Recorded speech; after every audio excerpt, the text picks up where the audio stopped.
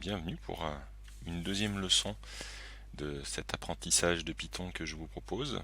Aujourd'hui, on va essayer de faire quelque chose d'un peu plus visuel. Mais tout d'abord, je voulais vous parler d'une notion qui vous servira quel que soit le langage, qui est la notion de variable.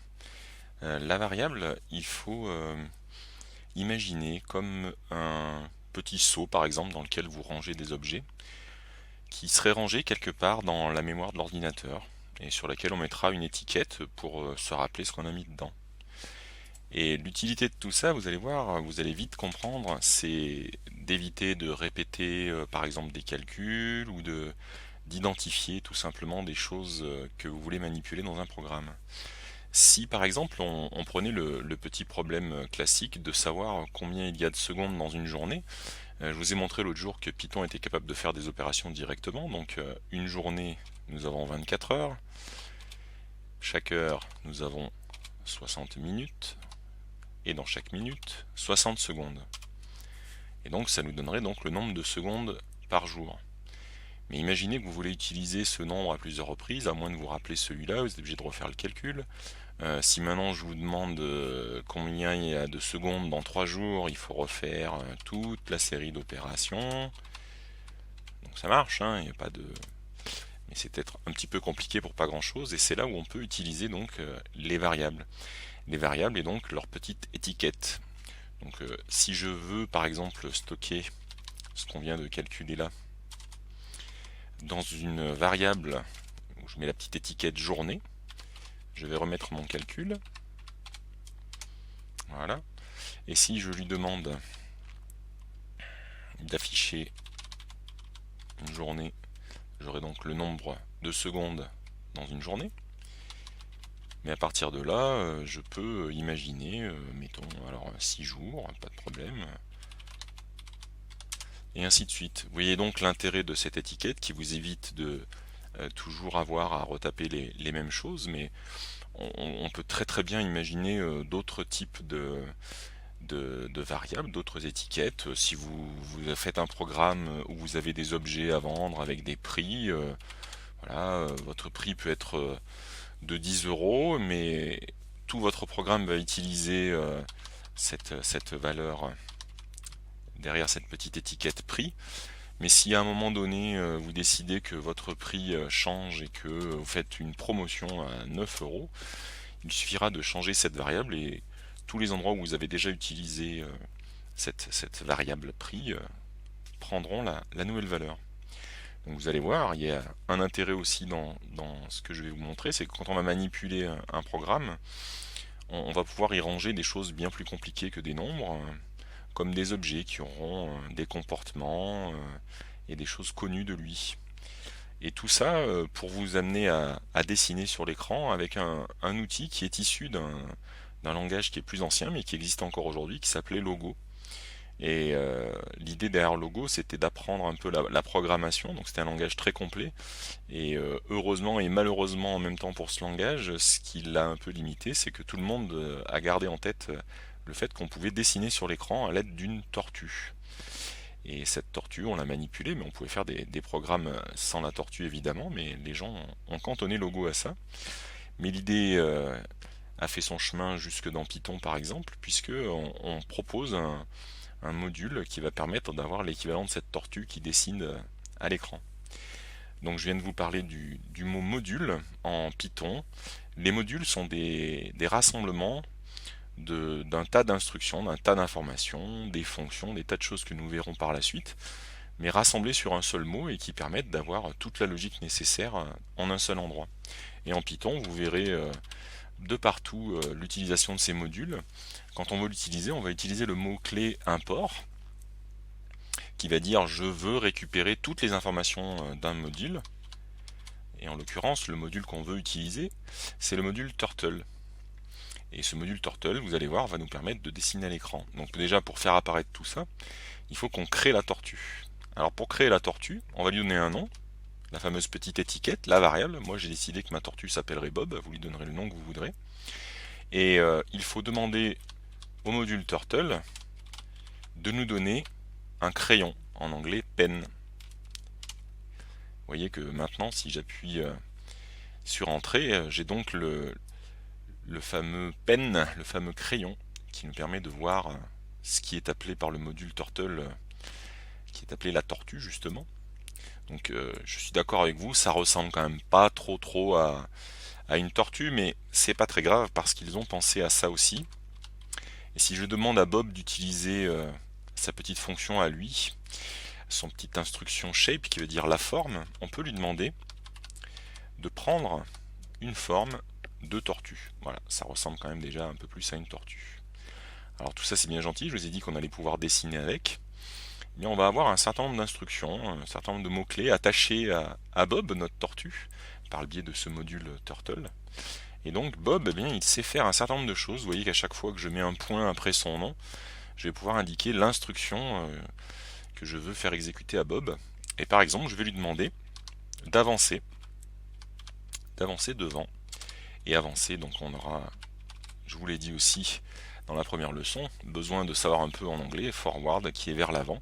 Si vous regardez bien la tortue, vous voyez qu'elle est tournée, là sa tête est tournée vers la droite, donc en fait elle regarde dans une direction et c'est dans cette direction qu'elle va avancer. Donc elle va avancer, l'instruction c'est forward et vous avez vu que j'ai mis un argument, j'ai mis 100. Et donc ce 100, c'est une unité, c'est pas des centimètres, hein, c'est pas des choses de ce genre-là. Ce sont des pixels qui sont les unités qui composent votre écran, le plus petit point dessiné à l'écran. Donc là on en a dessiné 100 de suite. Donc Bob est capable bien sûr de faire bien d'autres choses. Vous allez voir, je vais vous montrer un certain nombre d'instructions. Cette instruction-ci, par exemple, vous allez voir left, mais bien entendu, si vous avez quelques notions d'anglais, vous doutez bien que nous aurons aussi right. Ça va signaler à Bob qu'on veut qu'il tourne la tête d'un côté ou de l'autre, donc left ou right. Et la valeur qui est mise en argument, ce seront des degrés. Donc il faut vous imaginer donc cette brave tortue, devant son nez, c'est le degré 0, droit devant elle. Et si je lui dis de tourner à gauche, elle va compter le nombre de degrés, et 90 degrés, si vous avez déjà vu ça dans vos cours de mathématiques, 90 degrés c'est un angle droit, et vous allez voir que ma tortue va se tourner de 90 degrés à gauche, ce qui veut dire qu'elle aura la tête en haut. Voilà. Et bien entendu, on peut continuer d'utiliser ce que je vous ai montré jusque là, donc forward, on va la faire avancer, et on peut enchaîner comme ça plusieurs séries d'instructions, et ainsi de suite. Vous voyez, par exemple, je peux continuer et dessiner un carré ou d'autres formes, c'est vous qui voyez, vous pouvez, je vais vous laisser un moment aussi pour essayer tout ça, il n'y a pas de raison. Voilà mon carré, et notez bien que tout ce que je tape là, ça paraît un peu long, et ça sera l'objet d'une prochaine leçon, on verra comment éviter de taper comme ça des successions toujours identiques. Vous pouvez noter d'ores et déjà que on peut identifier là que je répète un certain nombre de fois les mêmes choses, forward 100, left 90, forward 100, left 90. Quand on parlera des fonctions, vous vous rappellerez de ça. Et quand on parlera des boucles également, ça vous permettra de voir l'utilité de tout ça. Ma tortue Bob, eh bien, elle est capable de bien d'autres choses. Je vais vous montrer les instructions qui peuvent vous servir pour vous amuser vous de votre côté. Nous avons par exemple quelque chose de très utile. On va lui demander Reset.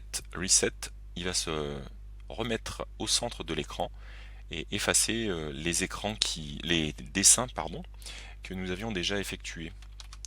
Donc, si par contre vous ne souhaitez pas revenir au centre mais simplement effacer, et bien au lieu de reset qui va effacer mais aussi vous déplacer, vous pouvez utiliser la commande clear qui va effacer. Donc vous verrez qu'on a un tas d'autres instructions, je vais vous en mettre plusieurs, vous pouvez prendre le temps de faire une pause si vous le souhaitez sur la vidéo, ou me poser quelques questions en commentaire si vous le souhaitez. Donc là bien évidemment par exemple nous avons le changement de couleur, là je l'ai mis en bleu, vous verrez il y a plein de mots anglais que vous pouvez utiliser, red, green, purple, vous pouvez essayer. On peut également demander à notre charmant Bob de tourner en rond, on fait un cercle.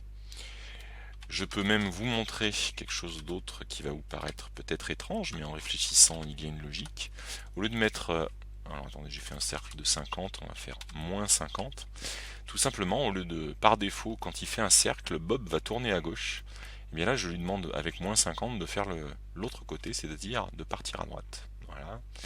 Qu'est-ce que je peux vous montrer d'autre? Nous avons plein d'instructions. Ah oui, si vous voulez dessiner jusqu'à présent, à chaque fois qu'on a dessiné avec Bob, vous avez remarqué que le trait part toujours du précédent et donc on aurait une figure continue, ce qui peut être intéressant comme sur les anciens jeux télécran, mais on peut souhaiter avoir une interruption. Il faut imaginer Bob, votre tortue, comme étant une tortue très intelligente qui se déplace en ayant un stylo, le fameux pen que nous avons demandé dès le début, qui est en train d'appuyer sur la feuille qui est sur cet écran. Mais parfois, on veut simplement relever le stylo pour ne plus écrire. Et pour le relever, en anglais, c'est up. Je demande à Bob de faire up. Et si je lui redemande de se déplacer à nouveau en avant, comme tout à l'heure, vous voyez qu'il s'est déplacé, mais qu'il n'a pas dessiné puisque j'ai soulevé le crayon.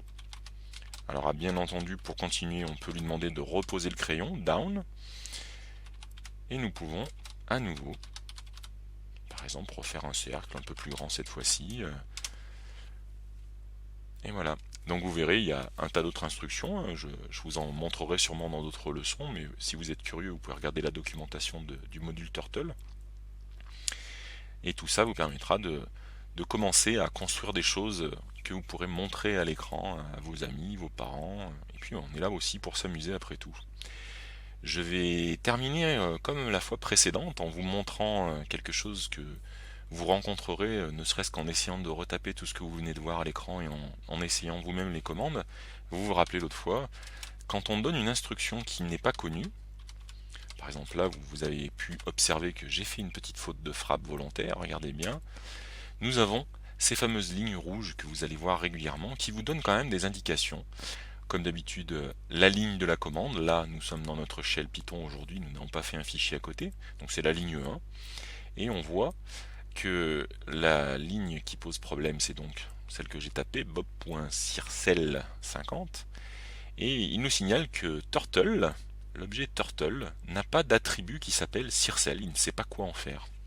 Donc en regardant de plus près, vous verrez dans ce genre de faute que vous avez fait une petite faute de frappe, et vous pourrez évidemment la corriger. Donc je vous invite à essayer, jouer, vous amuser, c'est fait pour, hein, on n'est pas là non plus pour s'embêter avec des choses inintéressantes. Dessinez, éventuellement, si vous savez vous y prendre, essayez de faire comme l'autre fois en guise d'exercice, mettez tout ça dans un fichier et vous pouvez même m'envoyer le fichier à l'adresse que j'indiquerai en dessous de la vidéo.